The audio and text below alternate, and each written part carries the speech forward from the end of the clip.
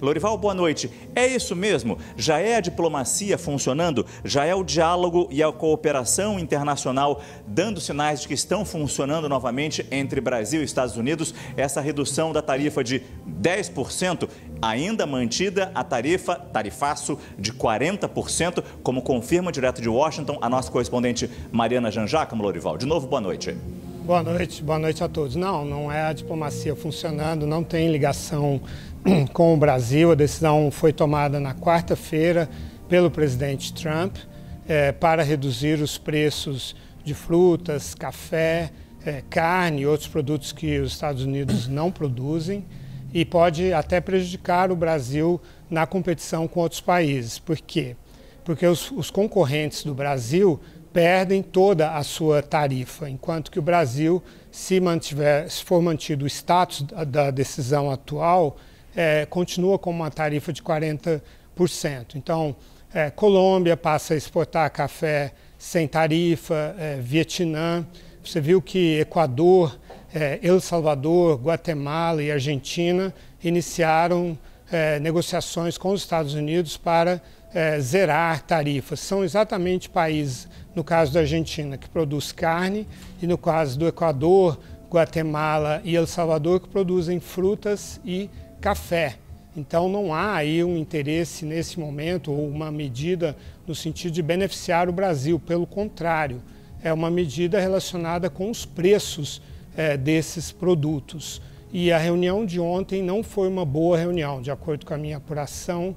Foi uma reunião fria, superficial, na qual Marco Rubio se queixou duramente das medidas do Brasil em relação às Big Techs, das questões políticas envolvendo as Big Techs, não só a questão do imposto de 15% colocado por medida provisória em outubro do ano passado, mas as questões ligadas à regulação, ao que eles consideram censura, e a esse movimento do governo de colocar as Big Techs no CAD, de questionar a questão da livre concorrência, do monopólio dessas Big Techs. Isso deixou o governo americano furioso, porque é muito importante para o governo americano a liberdade de ação das Big Techs, que são estratégicas do ponto de vista político e do ponto de vista econômico.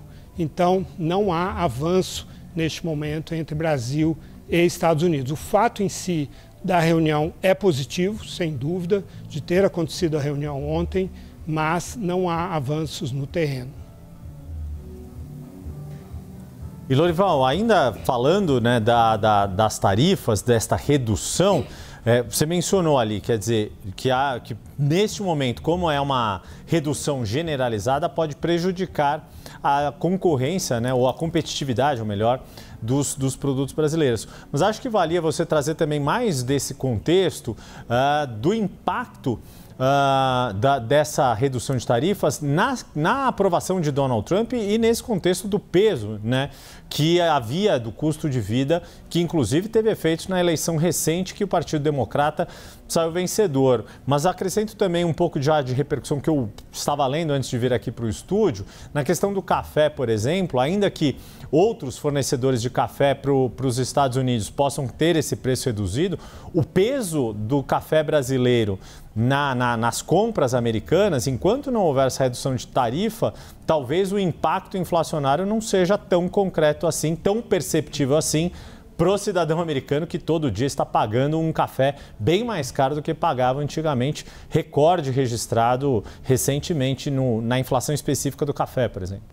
É verdade, esse é um ponto de força do Brasil, porque o Brasil é o maior produtor e exportador mundial de café e os Estados Unidos dependem desse café brasileiro, não tem como substituí-lo na quantidade necessária. Então isso vai estar na negociação quando começar a negociação comercial, que ainda não começou. Não existe negociação comercial entre Brasil e Estados Unidos. O escopo do Marco Rubio e do Mauro Vieira é um escopo político. Eles estão tentando ali retirar os obstáculos políticos para iniciar uma negociação comercial. Mas é isso mesmo, na terça-feira da semana passada, os republicanos foram seriamente derrotados pelos democratas em todas as eleições importantes. para o governo de Nova Jersey, para o governo da Virgínia, para a prefeitura de Nova York, para 3 cadeiras na Suprema Corte Estadual da Pensilvânia e para o plebiscito da Califórnia, que muda o distrito em favor, o mapa dos distritos em favor dos democratas. Então foi a partir daí que o presidente Trump entendeu a necessidade, porque é por razão de alto custo de vida que houve essas derrotas. O mesmo motivo que levou a derrota dos democratas há um ano, levou a vitória deles agora. Então, o Trump entendeu isso, entende que precisa tomar medidas para reduzir o custo de vida. Mas mesmo essa eliminação das tarifas recíprocas colocadas no dia 2 de abril, que é disso que nós estamos falando, do anexo 2 daquela primeira medida, isso não vai resolver o problema do alto custo de vida dos Estados Unidos. É um problema estrutural. A gente viu na colocação das tarifas que as grandes casas de varejo conseguiram assimilar as tarifas de tanta gordura de preço alto que vem da época do fim da pandemia.